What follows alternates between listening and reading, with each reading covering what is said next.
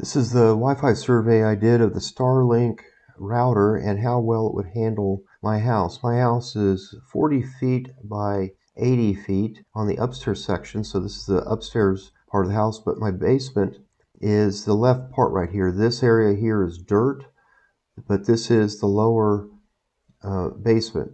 So these green lines are where I walked around with my Ekahau Sidekick. I also walked around inside the basement. And up here on the second floor, you can see where I walked inside the house of the green lines on the upper outside wooden deck, and then this is the front yard. So this is going to show you what the reach is of the Starlink router. And I placed the router right here in the middle of the house. Those red dots is the Starlink router. And this is at 5 gigahertz, which is the short range but higher fidelity channel. It's typically 4 to 5 times faster than 2.4 gigahertz and has much less interference. So notice that I have a little bit of a coverage issue up here in the northern part of the house, in the northern office, and that is due to the refrigerator, where the access point is located in the middle of the house right here. The signal strength has to pass around this refrigerator, and the refrigerator is casting this shadow up here in this part of the office and in the garage. The reason why I have a little bit of a gray area down here is because I just have so many walls and it kills the signal strength.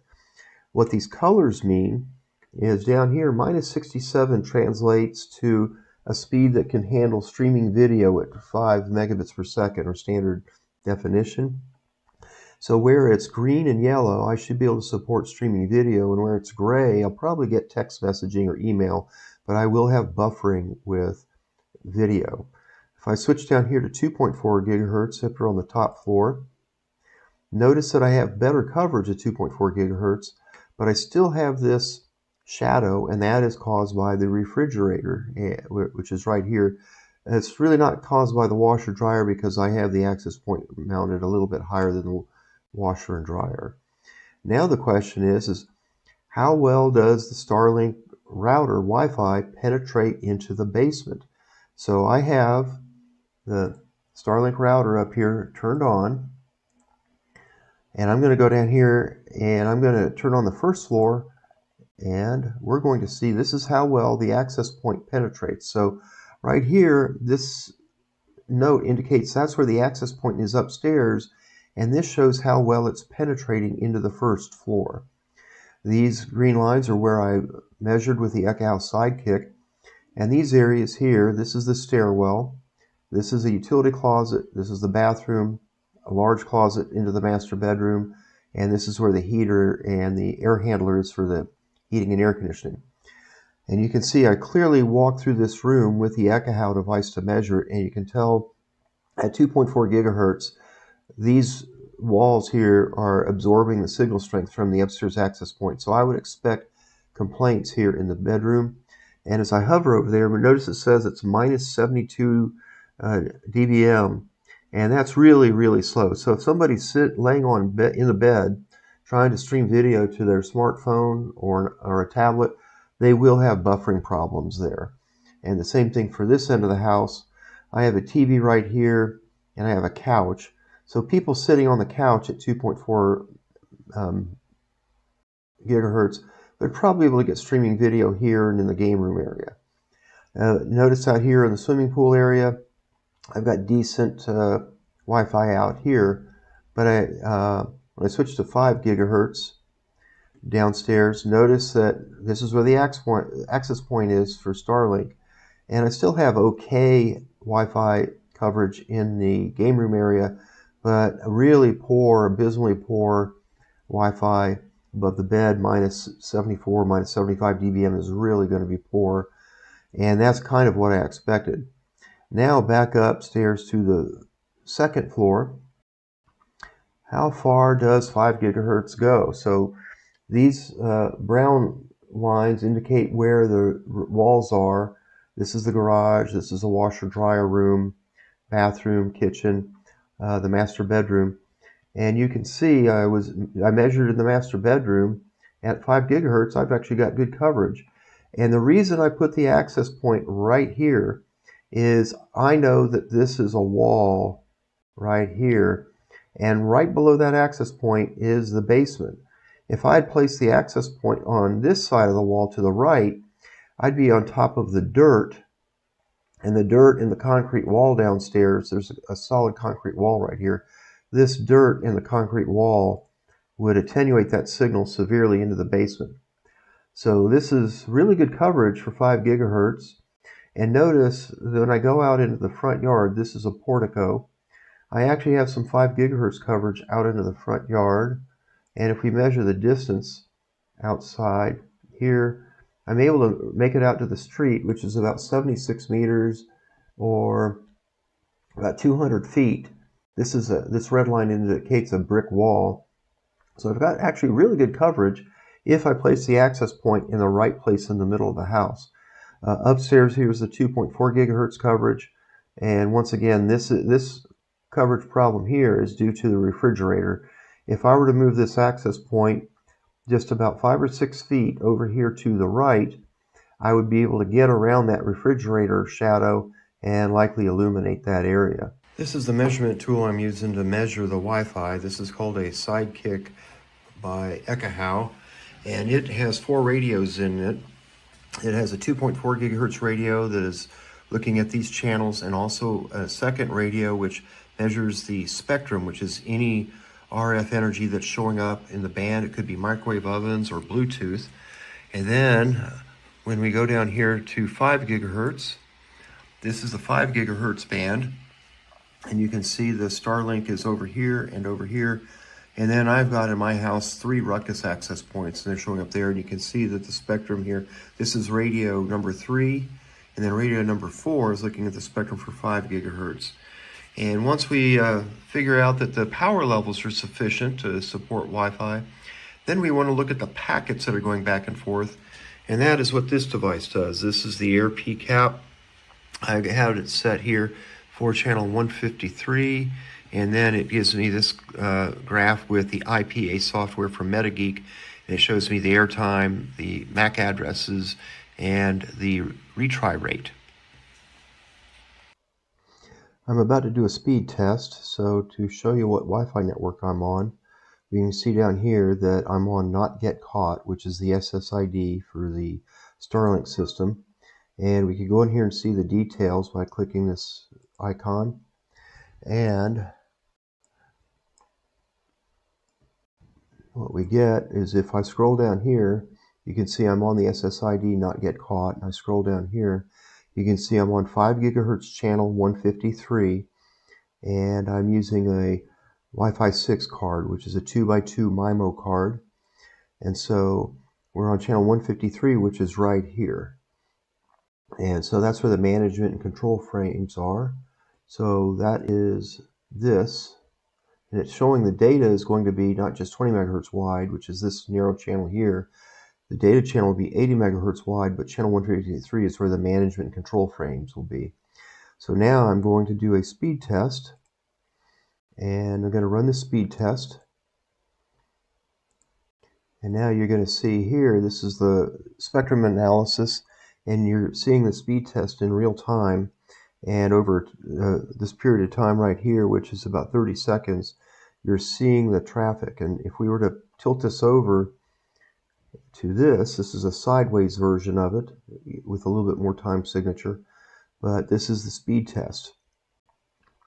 So when we go back to the speed test, right here, I'm getting 87 meg down and 9 meg up. That's because I have the antenna pointed in a horrible direction. It's 32 degrees off of where it should be.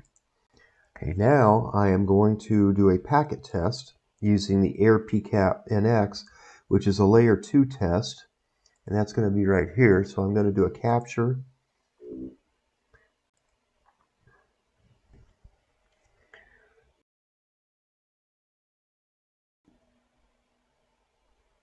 On channel 153 with auto width, so it'll detect the 20 meg and 80 megahertz wide. So we're doing a capture right now. I'm going to go back and run the speed test so that there's a lot of data for the packet capture. So over here you can see the speed test is doing 108 meg, 116. and I'm capturing this for 18 seconds.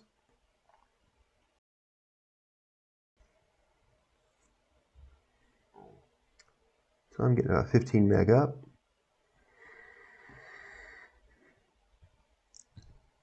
Okay, so before I stop the packet capture, I'm going to go back to Ekahau here, and you can see here we did the 2 speed tests. This was the original one, and this is the second speed test where I was actually doing the packet capture, and you were able to see that. Now I'm going to go back to the packet capture.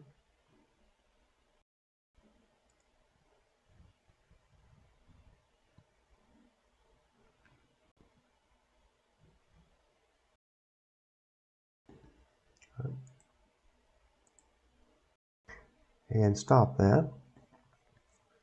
And we're going to have a pop-up here in just a second.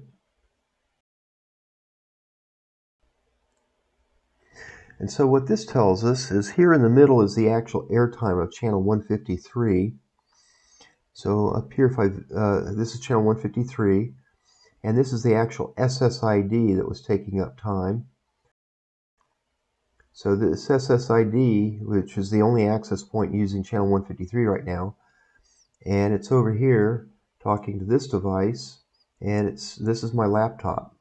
So notice right here where it says the retry rate is 0%. Whoops. It says 0% in that pop-up.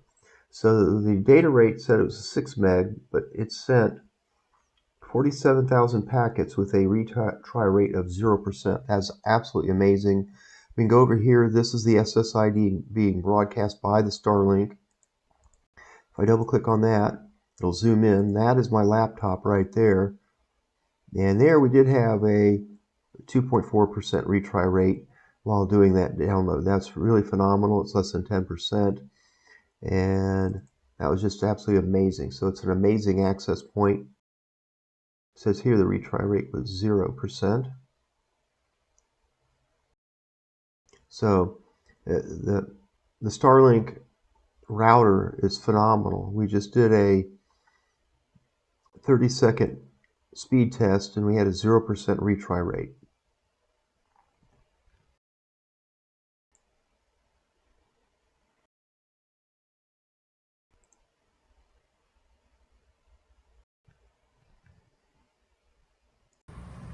This candle is a great way to illustrate how the Starlink router illuminates your home with Wi-Fi.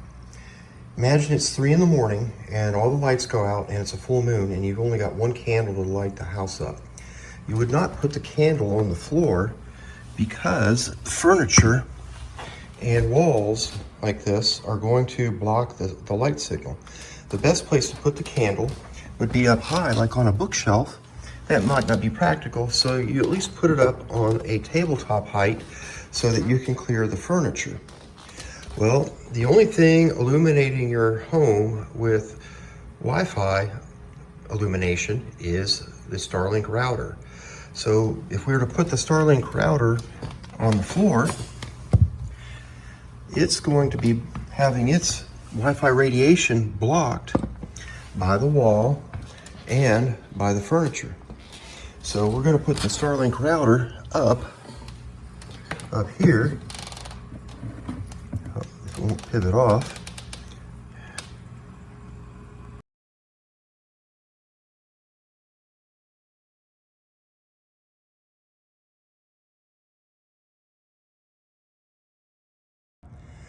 Starlink is reporting that my satellite dish out there is misaligned by 31 degrees. And the reason for that is this is about the best position I can get it right now for this experiment. I've got a portico right here, and the best view of the sky I can give it is to run the cable out to its maximum distance.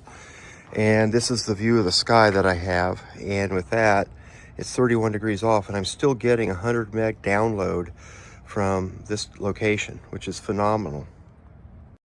Here's an outside view of me trying to put the satellite dish inside to be a little bit clandestine.